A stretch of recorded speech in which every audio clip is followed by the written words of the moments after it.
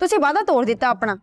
वे मन्ने कोई वादा ना तोड़ा, ना मन्ने हाँ की थी, तेई बोले जा रही थी, और ये कमजोर दिल थारी हाँ में हाँ मिलाए जा रहा था।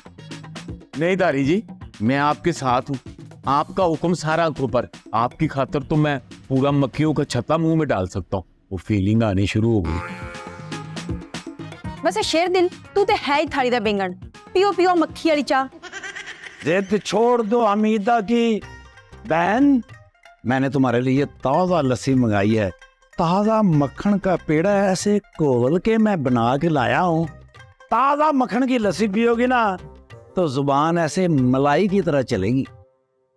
वैसे सस्तिया, मेरा ईमान इन्ना भी कमजोर नहीं कि तू कवे तो मैं मान जावां। पर अच्छा जे तू कहना तो मैं मान लेनी।